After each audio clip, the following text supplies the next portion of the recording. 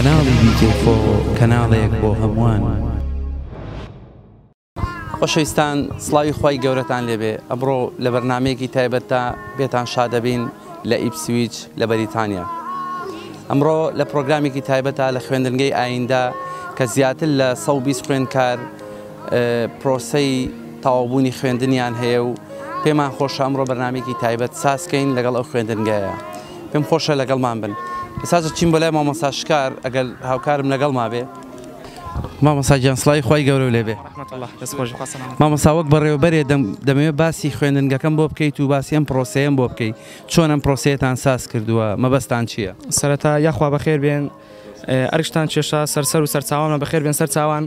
ئێمە وەکو خوێندنگەی ئایندا دوای ئەوەی کە ساڵێک لە ماندی بوون و ساڵێک دەرس و ساڵێک پەروەردەی منداڵەکان بڕیارماندا شتێک بکەین بۆ منداڵەکان، بۆ ئەوەی هەم بۆ یادگاری منداڵەکان و هەم بۆ دایک و باوکەکان شتێکی جوان و ناوازە بێت و هەم منداڵەکانیش دوای ئەوەی کە ساڵێکیان بەڕێ کرد لە ساڵی داهاتوو دەچنە قۆناغی داهاتوو لە پۆلەکانی داهاتوو دەخوێنن و پلە و ئاستیان بەرز دەبێتەوە. پێمان باش بوو ئاهەنگێک یاخود فیستیڤاڵێکیان بۆ ساز بکەین ئینشاءڵڵا، هەم بۆ دڵخۆشی منداڵەکان، هەمیش بۆ خۆمان و بۆ شارەکە و بۆ ڕەوەندی کوردی ئینشاءڵڵا. مامۆستا چۆنێتی دروستبوونی ئەم خوێندنگانە تا چەند مەفروزە لە بەریتانیا هەبێ؟ وەک خۆمان نەزانین زمانی کوردی بەرەو کاڵبوونەوە ئەڕوا، بەڵام ئەمانە چه هەڵوێستەیەکە؟ بەڵێ خۆی زۆر گرینگە. بەڕاستی ئێمە قسەیەک هەیە دەڵێ زیندومانەوەی هەر گەل و هەر نەتەوەیەک بە زیندومانەوەی زمانەکەیەتی. بەڕاستی بۆیە زمانی کوردی ئێمە وەکو ڕەوەندی کوردی زۆر گرینگە گرنگی تەواو بە زمانی کوردی بدەین. ئێمە لە خوێندنگەی ئایندا ئەولەویەتی کارەکانمان سەرەتاییترین و ڕئیسیترین ئیشمان لە خوێندنگەی ئایندا فێرکردنی منداڵەکانە کە بە شێوازێکی جوان بتوانن هەم قسە بکەن، هەم بخوێنەوە، هەم بنووسن بە زمانی کوردی. مامۆستا پرسم، من چەند شتێکی جوانم بینی ئەمڕۆ. ئێوە فێری خوێندنگەی فێری قورئان خوێندنی شیانەکەن، ینی بابەتی ئاینی لە ڕووی زمانەوە لە ڕووی چەند بابەتێکی کەوە چەند دەرستان هەیە؟ بەڵێ ئێمە لە خوێندنگەی ئایندا جگە لە زمانی کوردی دەرسی پەروەردەمان هەیە و دەرسی قورئانمان هەیە، دەرسی سلوک و ڕەوشتمان هەیە. زۆر پێمان گرنگ بوو بەڕاستی کللتوری کوردی لەگەڵ پەروەردەیەکی جوان، ئەدەبی جوان لەگەڵ بەها و باڵای بەرزی کوردایەتی و ئیسلامەتی تێکەڵاو بکەین بۆ شتێکی جوان، چۆن دەڵێن نموزەچێک و نمونەیەکی جوان خزمەت بە ڕەوەندی کوردی بکەین لێرانە. بۆیە ئێمە دەرسی پەروەردەمان هەیە کە پەروەردەی چۆن منداڵ پەروەردەیەکی ئیسلامی بکەن لە تەعاملی لەگەڵ خۆی، لەگەڵ دایک و باوکی، لە ماڵەوەی، لە سکولی، لەگەڵ ژینگەی دەوروبەری، بە هەموو شێوازشی ئێمە ئیشمان لەسەرەوە کردووە کە منداڵ ئینشاڵڵا پەروەردەیەکی جوانی هەبێتن. مامۆستا تێبینیم کرد بەشی کچانیشتان هەیە و بەشی کوڕانیشتان هەیە و ڕێژەشیان زۆرە. ئەمە چۆن دەست بەسەر ئەو بابەتەیەگرن، چۆن نتوانن ئەو هێزەی خۆتان لەو خوێندکارانەیە تاقی بکەنەوە؟ چکە بەڕاستی 120 خوێندکار ژمارەیەکی زۆرە. بەڵێ ئێمە لە خوێندنگەی ئایندا نزیکەی ستافێکی 15 نەفەرین. خوێندنگەی ئایندا پێک دێت لە بەڕێوبەر و جێگرێک و 12 مامۆستای هەیە. بە شێوازێک لەسەر پۆلەکان دابەشمان کردووە، 11 پۆلمان هەیە. ئەلحەمدولیلا منداڵێکی زۆر قوتابیەکی فێرخوازێکی زۆرمان هەیە و فێرخوازێکی زۆری کەش هەیە چاوەڕەیە کە ناوی لە وەیت ئینگلیزدا بۆ ئەوەی وەربگرین. ئەلحەمدولیلا میکانیزمی خۆمان هەیە، سیستەم و شێواز و پرۆگرامی خۆمان هەیە کە بە جوانی دەتوانین هەموو منداڵەکان ئیستیعابی هەمووی بکەین و بە جوانترین شێوەش فێرکردن و پەروەردە ڕەنگ بداتەوە تێیاندا. مامۆستا ڕای مامۆستاکان چۆنە بۆ وەرگرتنی خوێندکارەکان؟ ئێوە مامۆستاکان کاتێک کە خوێندکار فێری ئەلفوبێیەکەن، چکە جیاوازە ئەگەر تۆ دیقەت بەی خوێندکارێکە لە کوردستان فێری زمانی کوردی ئەبێ ئاسانترە وەک لێرە کە خوێندکارێک بیوێ زمانی کوردی فێر ببێ. ئەم جیاوازیانە چۆنە بینی تۆ؟ خۆی طبعاً گومان لەوە دانیا عەقڵی منداڵی کورد لە بەریتانیا یاخود بە شێوەشی گشتی لە ئەوروپا جیاوازە لەگە عەقڵی منداڵی کورد لە کوردستان، چونکە ئەمە لە ژینگەیەک و لە بیئەیەک گەورە بووە کە زمانی کوردی بۆ ئەو شتێکی نامۆیە تەنها و تەنها لە ماڵ و ناو خێزانەکان فێری بێ ئەگەر جێی لێ بێتن، دەنا لە دەرەوە جێی لەوە نابێتن. بۆیە ئێمە لە خوێندنگەی ئایندا شتێکمان کردووە کە بە تایبەت منهەجەکەمان، منهەجی دەرسی کوردیمان، وانەی کوردیمان بە شێوازێک دارەژراوە بۆ عەقڵیەتی منداڵی کوردە لە ئەوروپا، کە سوپاس بۆخوا جێگە دەستی دیارە بەڕاستی ئەسەر و کاریگەری دیارە لەسەر منداڵەکان. منداڵمان هەیە ئێستا بە شێوازێک فێری زمانی کوردی بووە، کاتێک کە قسە لەگەڵ دایک و باوکی دەکاتن بە مەسیج نامە بە کوردی بۆ دایک و باوکی دەنێرێ، یاخود دەتوانێت داڕشتن بنووسێ دەتوانێت چۆن دەڵێ باسی چەند شتێک لەسەر ژیانی خۆی باز بکاتن الحەمدوللا ئەوەش یعنی سوپاس بۆ خوا کە منهەجەکەمان بەو شێوازە چۆن دەڵێ دەوڵەمەندە کە دەتوانێت منداڵ بەو شێوازە پەروەردە بکاتن.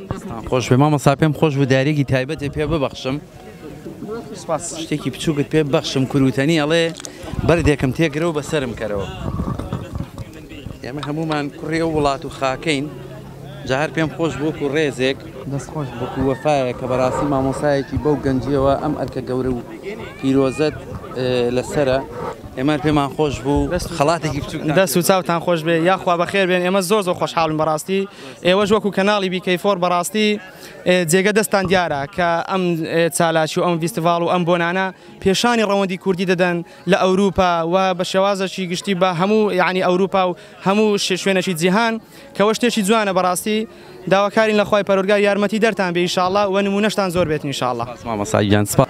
چزەی بێناخی دڵم دەروونم گەلێ بێزارە خۆم دەزڕێ سەرسامیشم لەو تیرە تیژ و بەدکارە ئەو لە حوسەینەوە ئەو پەیامەی بۆ هێناوم کێ دەگا بەو گەرچی قورسە و نەفس و دڵم پێی بێزارە قوربانیەکی بێتاوانە کە دەڵێی کراسی بەری بە بۆ یاخی ئەرخەوانی ئاوا بە خوێنی ڕەنگدارە شمشێریش خواری تێدایە دەشێڕمیش لاری هەبێ ئەس پیشگەرچی حیلەی هەیە شیاوی گریان و هاوارە.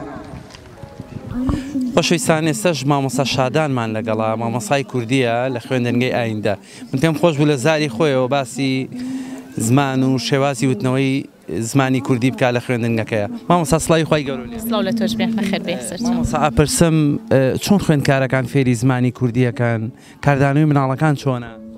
بەخێر بێن سەرەتا ئێمە کاتێککە خوێندگەمان کردوانێ ئەو مناڵانە کە هاتن بۆ لامان سەرەتا ئەسیسمنت و هەڵسەنگاندێکمان بۆ کردن ئەو کات توانیمان کەدا بەشیانکەین بەسەر سێ ئاستی جیاوازە بە نیسبەت زمانی کوردی و من قساکەم. هەنێ مناڵمان هەیە کە هیچ لە زمانی کوردی نە ئەزانێ نە بنووسێ نە پیتەکانی نە ئەناسی ئەو لە ئاسی زۆر سەرەتاییدامان ناو لە پیتەکانەوە دەستمان پێکرد بۆیان بەڵام هەنێ مناڵی تریشمان هەبوو کە پیتەکانی هەمووی ئەناسی بەڵام توانای خوێندنەوەی نەبوو ئەمانەش لە ئاستێکی ترادامان ناون و بەجیا منهەجێکی ترمان هەیە بۆیان بەڵام کۆمەڵی مناڵی تریشمان هەیە کە دیارە ئەمە پێویستە دەستخۆشی لە دایک و باوکیان بکەین کە لە ماڵەوە فێر کرابوون توانای خوێندنەوەیان هەبوو توانای نووسینیان هەبوو ئەمانیش بەجیا لە ئاستێکی بەرزترادامانەکەواتە دەرسی کوردیمان سێ ئاستی جیاوازە هەرسێ بڵین ئاستێکیان تەنها پیسمان فێر کردوون ئاستێکیان فێری وشە دروستکردن پاشان ئیملا ئاستێکیشیان خوێندنەوە و نووسینی پاراگراف بەو شێوەیە. ئەسوکەوتی مناڵەکان چۆنە لە خوێندنگە لەگەڵتانە شێوازی مامەڵەکردن لەگەڵیانە؟ الحەمدولیلا زۆر باشن چکە توانای تێگەشتیان لە کوردی وردە دەبەرەوە باشترە ڕاستەرەتا بەو شێوەیە نەبوون سوپاس بەخوا باشین و خۆشحاڵین لەگەڵیانە هیچ کەشێکمان نیە لەگەڵیان.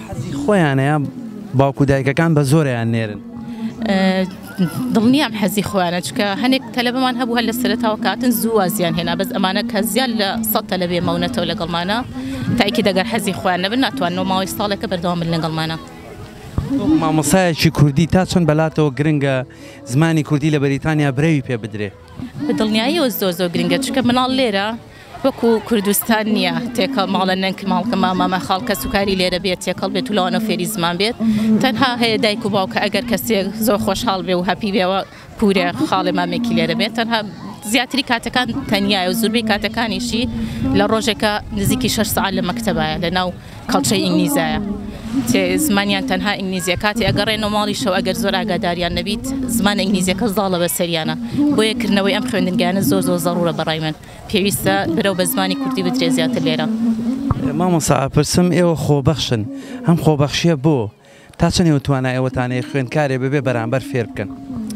ڕاستی ئێمە لێرە خۆبەخشانە ئیشەکارمانەکەی چکە ئەو مامۆستایانش هاوڕێشم کە لەگەڵمان هەڵبەتا بە زەڕورمان زانیوە بە ئەرکی سەرشانی خۆمانمان زانیوە لە شارەکەیە کە ئەم ئیشە بدینە دەست و بە خۆبەخشانەم کارە بکەین. سەرخۆش بێت. بەڕێزان میوانە بەڕێزەکان خۆشەویستان مامۆستایانی بەڕێز دایکانی قەدرگران باوکان منداڵە چاوگەشەکان یاخوا بەخێر بێن سەرسەر و سەرچاوانمان ئێمە لە خوێندنگەی ئایندە بەخێر هاتنێکی گرمتان لێ دەکەین بۆ ئاهەنگی کۆتایی ساڵانەی خوێندنگەکەمان وەڕێزلێنان لە فێرخوازانی خوێندنگەی ئایندە و بەخشینی خەڵات و بڕوانامە بە فێرخوازانی خوێندنگەکەمان و وەهاتنتان مایەی دڵخۆشیمانە. خۆشەویستان پێم خۆش بوو ئەمڕۆ یەکێک لە باوکی خوێندکارەکان بدوێنین کە سوودمەند بووە لەم خوێندنگەیە و بەڕێز کاکەمال. کاکەمال پێم خۆشە وەکو خۆت فیدباکێ بۆم خوێندنگەیە چیت هەیە؟ نەوەکەت یاخود مناڵەکەت چۆن لێرە فێر بووە، چۆن فێری زمانی کوردی بووە؟ وەڵا سوپاسانەکەم پێشەکی بە خێرەتان دەکەم، زۆر سوپاسی ستافی مزگەوتی شەکەین. من وەکو باوکی خوێندکارێ وەکو باوکی ئۆسکار ئەلحەمدولیلا زۆر ئیسفادەی لێ کردو و جێ دەستخۆشیە بەڕاستی و کوردەکەی زۆر باشە ئەلحەمدولیلا، قورئان خوێنی باشە لەخوا بەزیابێ بەڕاستی جێ دەستخۆشیە و زۆر سوپاسیانەکەین وای سەرکەوتنیان بۆ خوازین. چیتان هەیە بۆ دایک و باوکانی کە والله هیوادارین دایک و باوکانیش ماڵەکانیان بنێرن بەڕاستی، چونکە زۆر زەرورە ئێمە لە غوربەتین لە غەریبیان بەڕاستی پێویستە مناڵەکانمان لە دەستنێین بە تایبەتی زمانی دایک زۆر زەرورە بۆ مناڵەکانمان. بەڵێ زۆر سپاس. پێم خۆش بوو بە هەمان شێوەش کاک ڕزگاریش بدوێرم کە ئەوی ژەریەکێکە لە باوکی خوێندکارەکان کە لێرەیە. کاک ڕزگار بەڕێزە چیت هەیە بۆم خوێندنگەیە کە مناڵەکانە هەر لێرە فێری خوێندنەوە و نووسینە؟ بەڵێ سەرەتا دەستخۆشی لێ ئەوە ئاکەم زۆر سپاسی ستافی خوێندنگەژەکەم بەڕاستی خەمخۆرێکن بۆ جالێ کوردی لەم شارەیە و مناڵەکان ئێمە زۆر سوودیان لە خوێندنگەکە کردووە بەس بۆ فێربوونی زمانی کوردی و هەموو وەک قورئان خوێندن وەکو زمانی دایک و باوک و دەستخۆشان لێکم هیوادارم سەرکەوتوو بن. چ گۆڕانکاریە لە پێشوو لە داهاتووی مناڵەکەت هابینی؟ بەڵێ زۆر مناڵەکەم بەتایبەتی فێری بڵێن کەڵچەی کوردی دابوونەرێتی کوردی توانێت خوێندنەوەی هەیە ئێستا توانێت سەیری تەلەڤیزیۆنی کوردی بکە، شتی کوردی بخوێنێتەوە، گوێ لە کوردی بگرێ، بەڵام جاران حەزی ناکردەوە چونکە خۆی زمانەکەی بۆ شێوەیە ئازانی خوێندنەوە حەزیشی لێ ناکەم، بەڵام ئێستا بەعەکسەوانێ زۆر سوودی لێ وەرگرتووە. هیواداریشم دایک و باوکانی تریش بتوانن مناڵەکان بنێرن سوودی لێ وەرگن لەم پرۆژەیە کە هەیە ئێستا. فیدباکی مناڵەکە چۆنە بۆ خوێندنگەکە؟ چی ئەڵێ کە دێتەوە بۆ ماڵەوە باسی چیەکە؟ بەڵێ بەڕاستی زۆری بەلاوە خۆشە چونکە کۆمەڵ شتی تازە فێرە بێت، شتەکە شتێکی بیستووە بەڵام لای غەریب بوو، لای شتێکی نامۆ بوو، بەڵام ئێستا کە لێ بە کوردی بینێت و بە کوردی چیرۆگە ئەخوێنێت و یا شتێکە بیستێ شتێکی تازەی کوردیە زۆر بەلای خۆشە. یعنی شتێکی جیاوازە لەمەی کە ئێمە لێرە ئاژین لە وڵاتێکی غوربەت ئاژین و بە کەڵچە و دابوونەریتمان جیاوازە، بەڵام ئەوە شتێکی تازە فێرە بێ بۆ زۆر خۆش لە بەلایوانێ. دەستە خۆش بێ. بەڕێزیشتان هەر مناڵەکەتان لێرە خوێنێ وایە چیت هەیە بۆ مناڵانە کە دایکان و باوکان هەنێکگەی لە خەمی مناڵەکانیان نین؟ سەرەتا بە خێراتنی کەناڵەکەتانەکەم بەڕاستی زۆر زەرورە لە ئەوروپا خاستن لەبەرەوەی مناڵ لێرە هەمویان بە ئینگلیزی خوێن، زۆر زەرورە بۆ هەموو مناڵێک ڕوانەی ئەم مەدرسانە بکرێت لەبەرەوەی لە هەمان کاتە فێری ئەلفوبێ عەرەبی و کوردیشە بن لە هەمان کاتیشا فێری بۆ زمانی کوردیش هەر باشە، هەم ئیسفادەی دینەکەشی لە عینەن کاتە چکە لێرە دایک و باوک بەڕاستی ئەوەنە کاتیشیان نییە بۆ مناڵ. زۆر سپاسی ستافی مزگەوت دەگەین بەڕاستی زۆر ماندوو نەناسانە ئیشەکەن لەو بارەیە کە یارمەتی مناڵەکانی ئەمایان کە فێری دین بن و هەم فێری زمانی کوردیش بن. دەستخۆشی لێوە شەکەم تۆ برادانش ئاماژیان پێیا بەڕاستی زۆر شیانوت خێریان بنووسێ ئینشەڵڵا خێری ئەوش بنووسێ. بارەکە الله. بەڕێزان لەگەڵمان بن بەردەوام بەرنامەکەتان بۆ گوێزینەوە. ئاشناوی بە گروپە لادەرەکانی گۆڕینی ڕەگەز و هەندێک فکری خوڕافیات. هەر ئەوەندەش منداڵە تووشی بەشێک لەو دین و بەشێک لەو فکرانە هات ئاسان نییە. دوو ڕێگەت هەیە، یا ئەوەتە ئەبێت تۆ خۆت خوێندنەوەی باشت هەبێت، علمێکی شەرعی باش و ئەوەندە لێزان بی کە قەناعەتی پێ بکەیت و کاتیشی بۆ تەرخان بکەیت، یانیشەوەتە ئەبێ حەریص بی لەسەر ئەوەی کە منداڵەکانت بنێری بۆ ئەو مەکتەبانە بەڕاستی. چونکە وەکو باسم کرد ئەگەر مەسەلەکە تەنها ئەوەیە تۆ بەس منداڵێکت هەیە و دەتەوێت بە بەهایەکی ئەوروپی وەکو منداڵێکی ئەوروپی گەورە ببی، ئەوەشیان هەر چۆیسی خۆتە و ئاساییە. بەڵام وەکو باسم کرد ئەگەر دەتەوێت لەگەڵ هەموو شتە جوانانێک کە لە ئەوروپا هەیە بەها ئاینیەکان ئەخلاقەکی ڕێکوپێک دینەکی ڕێکوپێک فێر ببیت، ئەوە هیوادارم ئێوەش بە هەموو ئەو خێزانانی تری ڕابگەێنن کە بیانێرن بۆ مەکتەبانە کات تەرخان بکەن بۆ منداڵەکانتان شتێکی زۆر یعنی بەهادارن لە دەستی ئێوە. تکایە وا مەکەن لەبەر خاتری سەعاتێک 2 سەعات کە لە سۆشیال میدیا ڕۆژانە بەڕێوەی دەبەی. خۆشەویستان لەگەڵ مامۆستا مەهاباد داین. مامۆستا مەهاباد یەکێکە لەو مامۆستایانەی کە وانەی پەروەردە ئاڵێتەوە. مامۆستا مەهاباد سڵاوی خۆی گەورە لێبێ. سڵاوی خۆی گەورە لە ئێوەش بەخێرەتتان دەکەین بۆ ئەم فیستیڤالە جوانە بەخێرمە سەر چاومان. مامۆستا تا چەند خۆشحاڵی ئەمڕۆ خوێندکارەکانێ وەکو بڵێم تەخەڕوجەکان خەڵاتی کۆتایی ساڵ وەرەگرن. سپاس بەخوای گەورە زۆر خۆشحاڵین کە ئێستاکانە بەرهەمی خۆمان دەبینین لە دوای مادووبوونێکی زۆر شەونخنیەکی زۆر لەگەڵیان ڕۆژانە لە دوای دەوامیان کە ئێمە دەچینە سنتەری نەورۆسی قوتابخانەی ئایندە بۆ فێرکردنی منداڵەکانمان. من یەکێکم لەو مامۆستای پەروەردەی ئاینیم کە سپاس بەخوای گەورە گۆڕانکاریەکی زۆر دەبینین لە منداڵەکانماندا و ئێمە یەکێکین لەوانە کە دەمانەوێت ئیشێکی زۆر قورس لە بەردەستی ئێمەیە.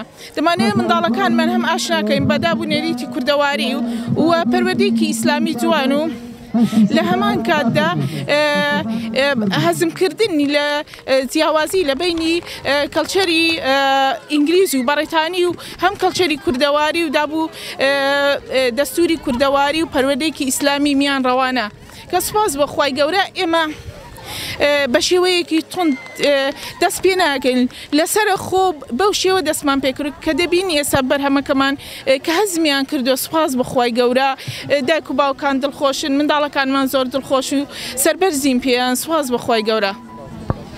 مامۆستا قورس نییە تۆ لە ناو کاڵچەرێکی ئینگلیزدا بی خوێندکاری فێری کللتوری کوردی بکەی، فێری پەروەردەی کوردی بکەی.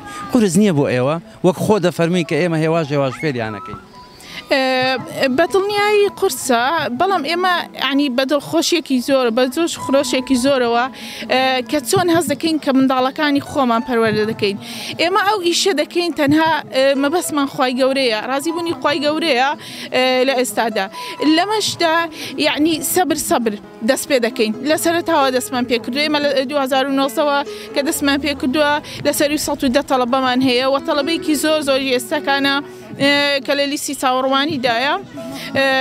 بەڵام وامە دەست پێ کردووە کە بە شێوەیە کە منداڵەکان قبوڵی بکەن، نەک بەم شێوەی لە بیدایەتەوە شتەکانیان بەسەردا بسەپێنین و ئەم شتانەیان پێ دەڵێن کە لۆجیک بن و هەتا عەقڵ قبوڵی بکە لە بینیوان و جوابدانەوە ئەو پرسیارانە کە ڕۆژانە لەلایەن دروست دەبێت لە بینی کەڵچەری ئینگلیزی و کەڵچەری خۆماندا. پرسیارەکان لەسەر ئیسلام چۆنە؟ ئەی بۆچی ئەمە وایە؟ ڕۆژانە ئێمە ئامادەکاریەکی زۆر دەکەین کە جوابی ئەم پرسیارانە بدەینە کە لە مێشکیان دروست دەبێت.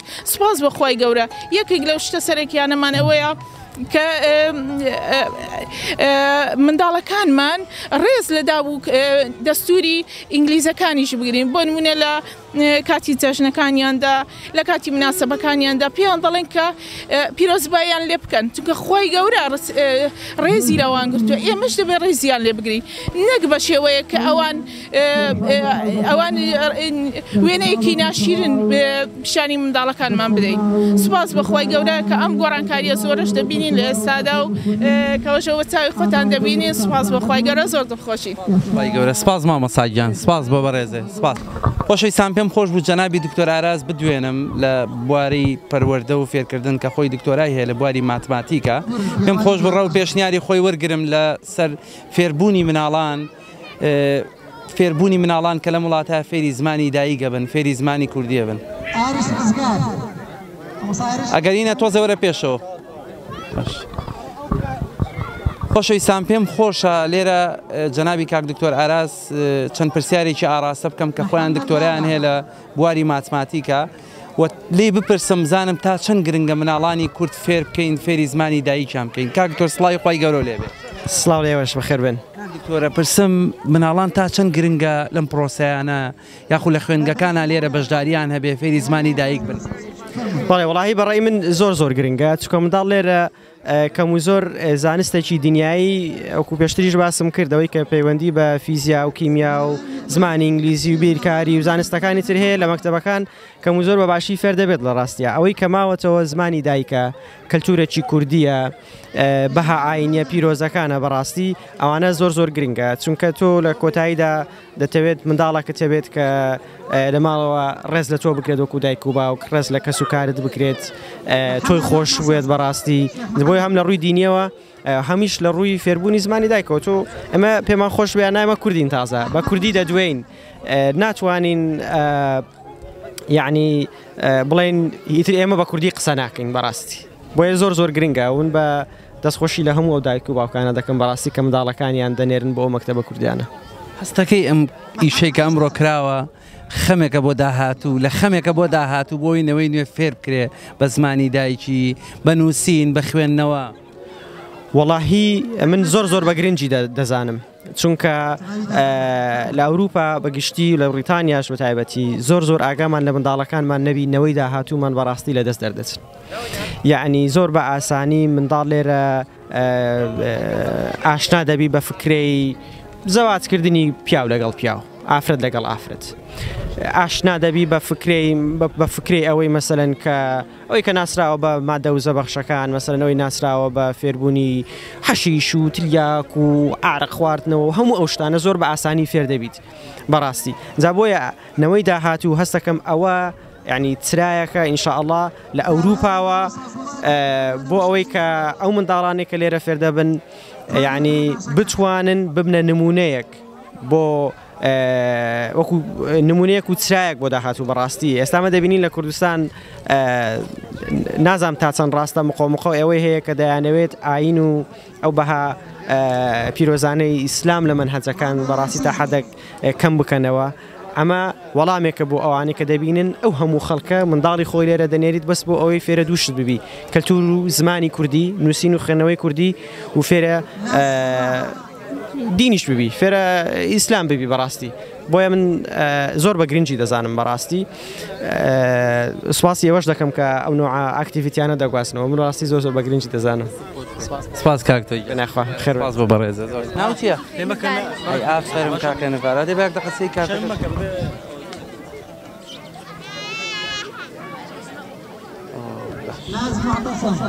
هەڕوا خۆشەویستان دەشمێ ئەمەتان پێ بڵێم لە بڕوانامەکە لێ نووسراوە خوێندنگەی ئایندە لە ئیپسویچ ئەم بڕوانامەیە مەبەستیان لەوەیە کەم خوێندکارە ئەو پۆلەی تەواو کردووە و بڕوانامەی ئەدەبی جوان و ڕەوشت و بەرزی ئەو فێرخوازەیەک فێر بووە ناوی کاگنڤارە کاگنڤار چۆنی باشی کاگنڤار تا چەند دڵخۆشی لەگەڵ خوێندکارەکانی هاوڕێت تا خوێنی وەڵا زۆرە زۆر باش فێری کوردی بووی بەڕە ئەنووسیت تۆ دەزانم باشە تا چەند دڵخۆشی ڕۆژانە دایک و باوکە و هێنن وەڵا زۆر ئارۆڵە پێش ئەم ماوەیە کە خۆتان حازر کرد بوو ئەمڕۆ تەخەڕوجتان کرد لەگەڵ ڕەفیقەکان تا فێری زۆر شت بووی ئارۆڵا قورئان و کوردی و قایدە و زۆر شتی تریش زۆر باش بە مناڵەکانی هاوڕێ دەڵێی چی وەڵا با بێن بۆ مزگەوتە زۆر باشە زۆر باشە تا چەند لە مامۆستاکانە ڕازیت وەڵا زۆر ڕازیم مامۆستاکانی خۆتە خۆشەوێ ئەرۆڵە زۆر مامۆستایەکە زۆر خۆشەوێ وەڵا کاکیان من یەکدانیان کێ کاکیان من ئێمە سپاسی کاگێ منەکەین کاگێ من زۆر باشە ئەرۆڵە دەست خۆش کاکە نەڤاری جان هەرژین جان سڵاو لێبێ وعلیکم السلام باشم هەرژین جان ئەمڕۆ چەندێ دڵخۆشی لە پرۆسەیەکی ئاوایە بووی شەهادەتان وەرگرتوتەوە وەڵا من زۆر دڵخۆشم کە ئەومە کە شەهادەکەم وەرم گرتیا گەلە ئەومە گەلە دڵخۆشم مامۆستاکان چۆنە لەگەڵتانە بە دڵخۆشن لەگەڵیان وەڵا مامۆستاکان باشن ئەوەنە وەکو یارمەتی دەدەن ئەگە ئەو بوون ئەگە ئاسێ بوون لەسەر ششتە چیان ئەوها گەلە باشن ئەمڕۆ بەشداری و هەبوو چی پێشکەش کرد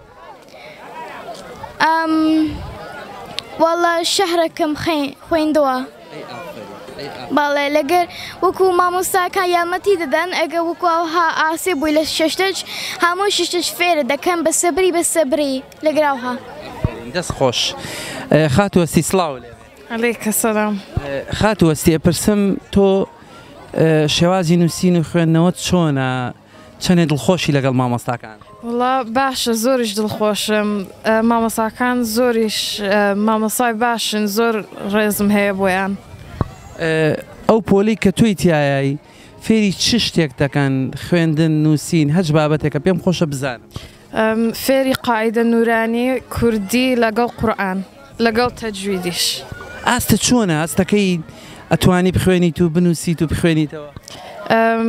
بەڵێ باشە بەڵێ. مامۆستاکان چۆن لەگەڵتانە ڕۆژانە کە مامەڵەتان لەگەڵ؟ زۆر یارمەتیمانەدەن و زۆر مامۆستای باشیشن. دەست خۆش هەستی خان، سپاس دەکەم، دەستی ئەوە خۆش.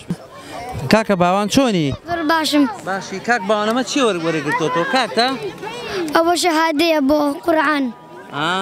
بۆ ئەخیری خوێندنەکەتان وایە؟ بەڵێ. ئەی چی هەیە ئەمڕۆ چەندێ دڵخۆشی؟ زۆر دڵخۆشم. زۆر دڵخۆشی؟ زۆر ئەلحەمدولیلا. لەگەڵ ڕەفیقەکانی خۆتە هاتی ئەمڕۆ بۆ ئێرە؟ بۆ قورئان هاتم بۆ ئێرە. 20 ئای لە قەلەم. ئافرین ئافرین. ئەی تۆ پێم بڵێ لەگەڵ خوێندکارەکانی ڕەفیقتا لە مەکتەب شتە خوێنی، قورئانە خوێنی، فێری زمانی کوردیەبی؟ فێر قایدی نورانیە خوێنین، کوردیە خوێنین و قورئانە خوێنین. زۆر باشە. پیرۆزبایی و لێ یەکەین باشە؟ زۆر سپاس ئەلحەمدولیلا. چووی تەوا وایە؟ وای. تەواو دەست خۆش دەست خۆش زۆر سپاس هەر بژیت.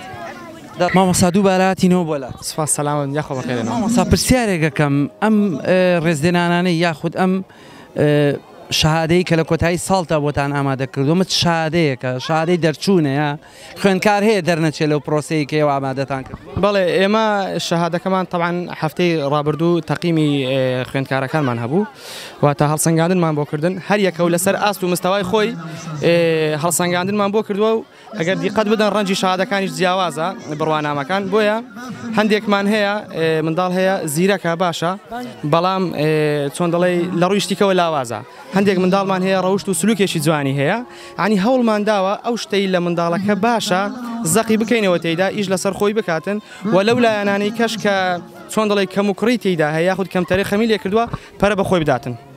مامۆستا ڕەنگی شین ئەبینم پرتەقاڵی ئەبینم زەرد دەبینم مێ ئەو ڕنگانم بۆ شیکەیت تۆگەر ئاسایی بێ تەوان ئاسایە خۆی ڕەنجی گۆڵدەکە هەیە ئەمە فێرخوازی نمونەیە واتە لە هەموو لایەنەکان لە خوێندنگەکە یاخود لە ناو پۆلەکان لە ڕۆژانەی لە هەڵسەنگاندنەکان لە تەعاملی لەگەڵ هەڵسوکەوتی لەگەڵ خوێندکارەکان لەگەڵ مامۆستا فێرخوازێکی نمونەیی بووە بۆیە ئەمە ڕەنجی گۆڵدمان داوەتێ لە دوای ئەو ڕەنجی زەردمان داوەتێ بۆ ئەوەی ئەو منداڵانەی کە ڕەوشتیان باشە و جوانە ئەدەبیان جوانە زیاتر ئیشمان لەسەوە کردووە لە دوای ئەو ڕەنجی سەوزماندانەوە بۆ منداڵانەی کە زیرەکەن ئیدی ئەوە بە پلە دێتە خوارێ حتا دەگاتەوە ئاستەی کە منداڵەکە وەرک و بەشداریکردنێک ئیدی بۆ ئەوەیە ئەمەش چۆن دەڵێ گیانێکی منافەسە و پێشبڕچێ دروست بێ لە ناو منداڵەکان لە ساڵی داهاتوو هەر یەکە و بەگوڕی توینی نوێ و باشتر بێتە ناو پۆلەکان.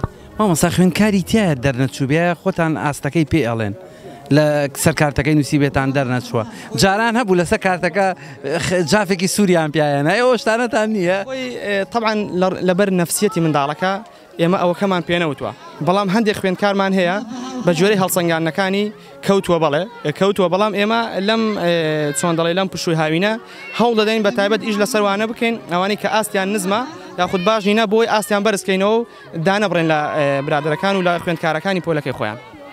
دەست خۆش مامۆستاگیان. لە هەمان کاتە ئەمڕۆ چێشت و نان و خوانێکی زۆر جوان ئامادە کراوە بۆ ئەو خەڵکانەیە خودت بۆ ئەو میوانانەی کە ئەمڕۆ لێرن با بڵێم چێشتونانێکی زۆر کوردیانە هەم برنج هەم گۆشت هەم فاسۆلیایەکی زۆر جوان پێم خۆش هاوکارم لەگەڵم بێتە ناوە بزانی خەریکی چینم.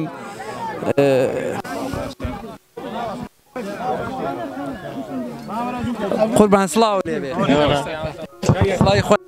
سڵاوی خۆی گەورە لە تۆش خەریکی چینەمە خەریکی چین وەڵا برسیمانە هاتین سەرە بگرین بۆلان بەس لەم چێشتونانی کە ئەمڕۆ دابەش یەکەم مەبەستان چییە؟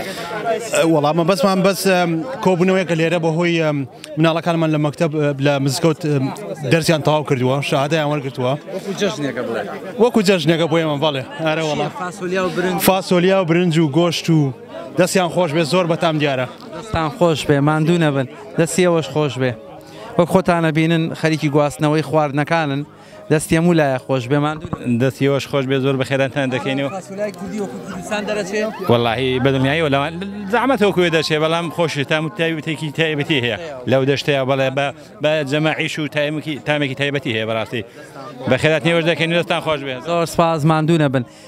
خۆشەویستان ئەمڕۆ دڵخۆش بووین شادومان بووین کە لە ناوم خێزانە کوردانەیە لە شاری ئیپسویچ لە بەریتانیا ئەو خێزانە بەڕێزانە ئەمڕۆ کۆبوونەوەیەکی خێزانیان ساز کرد لەم کۆبوونەوە خێزانیە پەیامی ئەویان هەبوو کە دەبێت کورد یاخود مناڵی کورد لێرە فێری زمانی کولتوری خۆی ببێ و ئەم ڕۆژۆک و تەخەڕوجکردنێ وەکو دەرچوونی ئەو خوێندکارانە کە لێرە هەن خوێندکارەکان ئەمڕۆ کۆتایی ساڵیان بووە کۆتایی و ڕۆژانەیان بووە کە لە خوێندن تەواو بوون ئەمڕۆک و جەژنێک ئەم مەراسیمەیان ساز کردووە سپاس بۆ خوێندنگەی ئایندە سپاس بۆ مەراسیمە جوانە و سپاس بۆ ئەوەی کە ئێوەش لەگەڵمان بن سپاس بە شاندی یاوەرم بەڕێز شەموز نادل لە کەناڵی بیکەیفۆ سپاس بۆ هەموو لایەک دەستی هەموو لایە خۆش بێ و تا بەرنامەیەکی تر ماڵ ئاوە